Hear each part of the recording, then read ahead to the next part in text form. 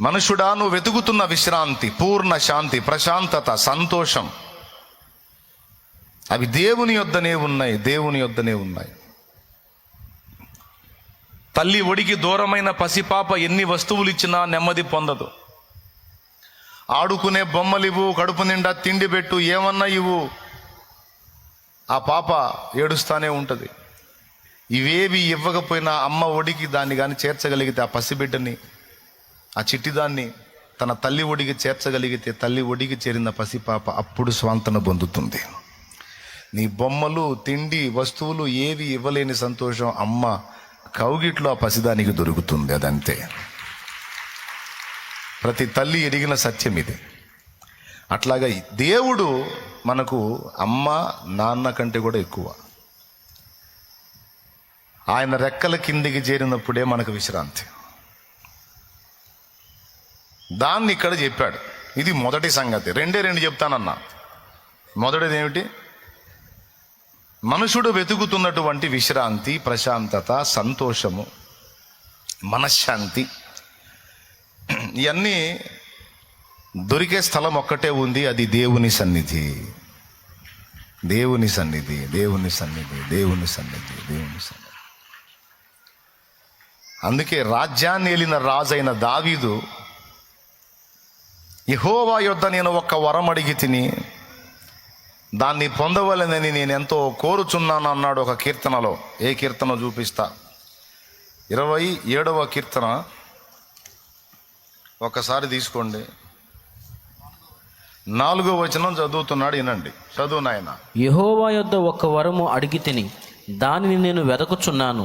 యెహోవా ప్రసన్నతను చూచుటకును ఆయన ఆలయములో ధ్యానించుటకును. వాళ్ళని ఒక్కసారి ఆ రెఫరెన్స్ నానా మీరు తీయండి. 27:4 కీర్తన, 27వ కీర్తన 4వ వచనం ఒక్కసారి చూడండి నాన్న. యెహోవా యొద్ద ఒక వరము అడిగి తిని దానిని నేను వెదకుచున్నాను. యెహోవా ప్రసన్నతను చూచుటకును ఆయన ఆలయములో ధ్యానించుటకును నా జీవిత కాలమంతయు నేను యెహోవా మందిరములో నివసింపగోరుచున్నాను. అబ్బా, నా జీవిత కాలమంతా నేను యెహోవా మందిరంలో నివసింపగోరుచున్నాను. దేవుని మందిరములో అంత చోటు దక్కటం అనేది అందరికీ సాధ్యమయ్యే పని కాదు. దేవుని సన్నిధిలో ఎవరికైనా అంత స్థానం దక్కితే వాళ్ళకి విలువ అర్థమై సావదు. కొంతమంది సోదోళ్ళు ఉంటారు, దేవుని సన్నిధిలో అంత స్థలం దొరికితే చాలురా అని దావీదు అంతటి రాజే అడుగుతున్నాడు. దేవుని మందిరంలో అంత స్థానం చిక్కటం ఎంత విలువైనదో కొంతమంది నిద్రమోహం వాళ్ళకి అర్థం కాదు. దాన్ని కాలితో తన్నినట్టు పోగొట్టుకుంటారు. విలువలు ఎరగని వాళ్ళు, దాన్ని విలువనెరిగిన వాళ్ళు దావీదు వలె గోజాడతారు. దేవుని మందిరంలో నాకంత చోటు దొరికితే చాలని. యెహోవా యొద్ద ఒక వరం అడిగి తిని అది నేను పొందవలెనని నేను ఎంతో ఆశించుచున్నాను. ఏమిటయా ఆ వరం? ఇప్పటికే 12 మంది భార్యలు ఉన్నారు, ఇంకో 12 మందిని కోరతావా? ఏం కోరుతావు? ఏమిటి ఆ వరం అంటే?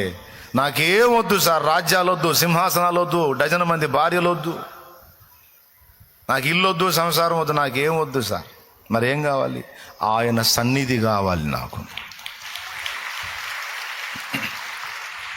అందుకే ఆ పాట పాడుకుంది. వెండి బంగారములు నాకు వలదు, పేరు ప్రఖ్యాతులు నాకు వలదు. వెండి బంగారములు నాకు వలదు, పేరు ప్రఖ్యాతులు నాకు వలదు. ఇహ భోగ భాగ్యాలు నాకు వలదు, ఇహ భోగ భాగ్యాలు నాకు వలదు. సిరి సంపదల ఆశ నాకు లేదు, సిరి సంపదల ఆశ నాకు లేదు. నీ పాద సన్నిధే నాకు చాలు, నీ పాద సన్నిధే నాకు చాలు. స్తుతి నీకే నా ప్రభు, స్తుతి నీకే నా ప్రభు. స్తుతి ఘనత మహిమలన్నీ నీకే యేసు ప్రభు. స్తుతి ఘనత మహిమలన్నీ నీకే యేసు ప్రభు అని నేను పాడితే కొంతమంది యవనస్తులకి విచిత్రంగా ఉంటుంది. శాలేమన్న దగ్గర వచ్చిన సమస్య ఇదే. పోయి సన్నాసుల్లో గల ఉన్నట్టు చెబుతాడు. అరే చిన్న చిన్న వయసులో ఏవో కోరికలు ఉంటాయి, ఆలోచనలు ఉంటాయి, ఏవో అంచనాలు ఉంటాయి, ఏవో అది ఉంటుంది, ఏదో ఇది ఉంటుంది. ఆయన దగ్గరికి పోతే ఎక్కడెక్కడున్న వైరాగ్యం అంతా తెచ్చి మన తలకాయలో పెడతాడు. బతుకుల మీదే విరక్తి పుట్టిస్తాడు. శాలేమన్నా అంతే. ఆయన తయారయ్యాడని అందరిని అంతే తయారుగా అమ్మంటాడు. అదే ఏదన్నా దేవుని మందిరానికి పోయినప్పుడు బతుకుల మీద ఆశలు పుట్టేటట్టు మాట్లాడాలి. జీవితం అంటే కొంచెం సంతోషం కలిగేటట్టు మాట్లాడాలి. శూన్యంలాగా మాట్లాడతాడేంది అంటే ఇప్పుడు దావీదులాగా అందరికి అన్ని వదిలిపెట్టి వచ్చి మందిరాల్లో కూర్చోవటమేనా? అందరూ వచ్చి మందిరాల్లో కూర్చుంటే ఎంతమందికి ఏడబెడతాడు ఆయన ఆహారం? సమస్య ఆయనకే అర్థం చేసుకోవడం పాడలేదు. ఏందేందో చెబుతూ ఉంటాడు అనుకుంటున్నారు కదా. నాకు తెలుసు, అనుకోకపోయినా నేను అనిపిస్తాగా. దేవునికి స్తోత్రం, హల్లెలూయా. నేను చెప్పేది మాత్రం జీవిత సత్యం. ఇక్కడ వయసుతో నిమిత్తం లేదు.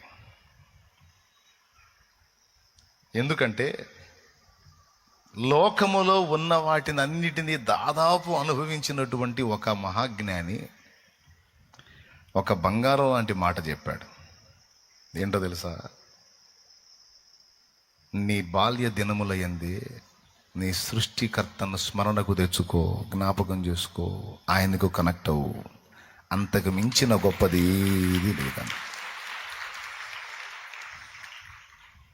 ఏ దినాల్లో స్మరణకు తెచ్చుకోమన్నాడా?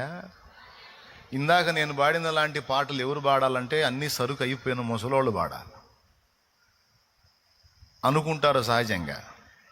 సరుకంతా అయిపోయి కూర్చుంటే లేవలేక, లేస్తే కూర్చోలేక ఆ మంచంలో కూర్చొని వెండి బంగారములు నాకు వలదు అంటే సరుకు అయిపోయిన వాళ్ళు పాడితే బాగుంటుంది. అసలు జీవితం ఇప్పుడే స్టార్ట్ అయితే వెండి బంగారాలు వద్దేంది? దేవుడు చిత్తం అయితే అవన్నీ కావాలి అని మనం ఎదురు చూస్తుంటే ఏవి నాకు వద్దంటే ఆయన ఈకుండా ఎగ్గొడితే పొరపాటును కూడా నేను బాండు అనుకుంటారు కొంతమంది. వెర్రిమొహమా, అసలు రహస్యం అక్కడే ఉంది. దేవుణ్ణొక్కడిని పక్కన పెట్టి, వినండి, దేవుణ్ణొక్కడిని పక్కన పెట్టి జీవితంలో ఏది పొందుకొని ఏది సంతోషంగా అనుభవిద్దామని వెంపర్లాడతారు మనుషులు. వాటిని వేటిని కూడా నిజంగా అనుభవించలేరు పక్క. కానీ దేవుణ్ణొక్కడిని కలిగి ఉంటే దేవుడు భూమి మీద మానవుడి ఆనందమయమైన జీవితానికి సిద్ధపరిచినవన్నీ అందుబాటులోకి తెస్తాడు. అందులో ఉన్న ఆనందాన్ని అనుభవంలోకి తెస్తాడు. ఆ నెమ్మదిని ఇవ్వగలుగుతాడు.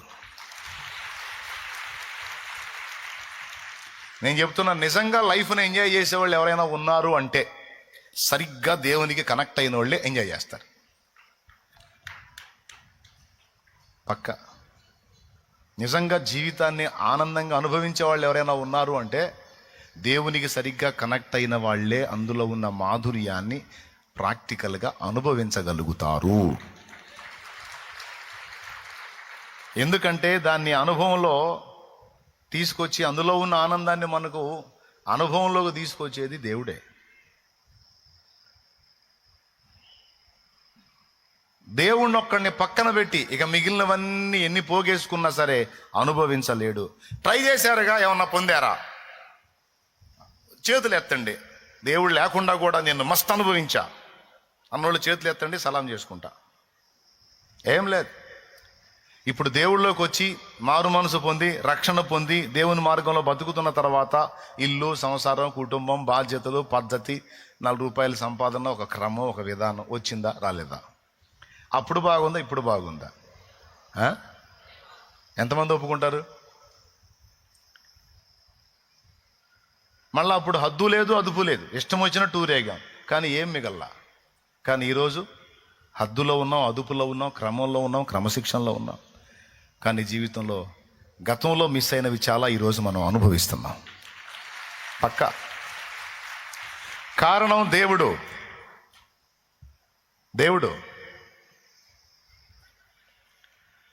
దావీదు ఏమేమైతే ఆశించాడో, ఎదురు చూశాడో, అవన్నీ ఏవేవైతే తన హృదయంలో వాంఛించాడో అవన్నీ ఓ పక్కన ఉన్నాయి, ఓ పక్కన దేవుడు ఉన్నాడు. ఎవరు కావాలి నీకు? అవి కావాలా, దేవుడు కావాలా? దేవుడే కావాలని పట్టుకున్నాడు పసితనంలోనే చిన్న ప్రాయములోనే దైవభక్తి సాధన చేసుకున్నాడు. ప్రోత్సాహకురాలు తల్లి, వాళ్ళమ్మ చెప్పింది, అన్నిటికంటే ఎక్కువ దేవుడురా, దేవునికి కనెక్ట్ అయితే ఏది తక్కువ చేయడురా, జీవితంలో ఉన్న ఆనందాన్ని అనుభవించడానికి మనకు తోడ్పడేవాడు దేవుడే, కాబట్టి అన్నిటికంటే ముఖ్యంగా దేవుణ్ణే కేంద్రంగా చేసుకొని బ్రతుకున్న కుమారుడు దావీదు తల్లి నేర్పింది. 2 వచనాలలో దావీదు సాక్ష్యం ఇచ్చాడు, నీ సేవకురాలయ్యా నా తల్లి అని. అంటే భక్తిపరురాలు. ఆమె గైడెన్సీతో బాల్య దినముల నుండే దేవునికి కనెక్ట్ అయ్యాడు. తంత్రి వాయిద్యం వాయిస్తూ దేవుని ఆరాధన చేసేవాడు చిన్న ప్రాయము నుంచే. ఇప్పుడు మీరు చెప్పండి, పసితనము నుండే దేవునికి కనెక్ట్ అయిన దావీదు పొందనిది ఏమన్నా ఉందా? మనుషుడు అనుభవించాలనుకున్నవన్నిటిని కూడా దావీదు అనుభవించే అనుభవంలోనికి దేవుడు తెచ్చాడు. పసితనములోనే దేవునికి కనెక్ట్ అయిన దావీదుని దేవుడు అరణ్యంలోకి తీసుకెళ్ళి అడవుల్లో గలిపేలా, రాజయోగిలాగా, యోగే కానీ రాజు, రాజయోగిలాగా అన్ని అనుభవంలోనికి తీసుకొచ్చాడు. ఏది ఎలా ఉంటుందో అన్ని రుచి చూపించాడు. ఫస్ట్ దేవుడు. బాగా వినండి, నిజంగా ఇంట్రెస్ట్గా వింటున్నారా లేకపోతే ఏదో దొరికాం కానీ అంటున్నారా? ఎంతమంది ఇంట్రెస్ట్గా వింటున్నారు? చేతులు ఎత్తండి. డౌట్ వచ్చింది నాకు. దేవునికి స్తోత్రం. రైట్. ఫస్ట్ ఎవరు? దావీదుకి దేవుడు. తర్వాత దేవుడు అన్ని లోకంలో దావీదు ఏవేవైతే చూడగోరాడో అవన్నీ అనుభవంలోకి తెచ్చాడు. అనుభవంలోకి తెచ్చి ఫైనల్గా దావీదు దేవుని ముందుకు వచ్చినప్పుడు దేవుడు ప్రశ్నించాడు, ఫస్ట్ నాతో మొదలు పెట్టావు, ఇప్పుడు లోకంలో అన్నీ అనుభవించావు, ఇప్పుడు ఏమర్థమైంది? అయ్యే కావాలా నేను కావాలా? అంటే నాకు అర్థమైంది దేవా, అందులో ఏముందో నాకు అర్థమైంది. ఏమర్థమైంది? ఏమీ లేదని అర్థమైంది. అంతా భ్రమ అని అర్థమైంది. మరి ఇప్పుడు ఏం ఆశిస్తుంది నీ ప్రాణం అంటే, నీ కొరకు నా ప్రాణము ఎదురెదురు చూస్తున్నది, నీ కొరకు నా ప్రాణము ఎదురెదురు చూస్తున్నది. యేసయ్యా నా యేసయ్యా, మరువలేనయా నీ ప్రేమను. యేసయ్యా నా యేసయ్యా, విడువలేనయా నీ స్నేహము. నీ కొరకు నా ప్రాణము ఎదురెదురు చూస్తున్నది. దేవునికి మహిమ. ఫైనల్లో దావీదు కోరింది ఏందా అంటే, దేవుడే, నాకు దేవుడే చాలు. మహాజ్ఞానిగా ప్రసిద్ధిగాంచిన సొలొమోను, ఒక మనుషుడు ఎన్ని అనుభవించాలనుకుంటాడో అన్నీ అనుభవించినవాడు. అలాంటి సొలొమోను ఫైనల్లో ఏం చెప్పాడో తెలుసా? దేవుడు అనుగ్రహించిన వాటితో తృప్తి చెందటం, దేవుని యందు భయభక్తులు కలిగి బతకడం కంటే గొప్పది ఏది నాకు కనపడలేదు రబ్బాయి అన్నాడు. దేవుడే కేంద్ర బిందువు నాయన అని చెప్పాడు.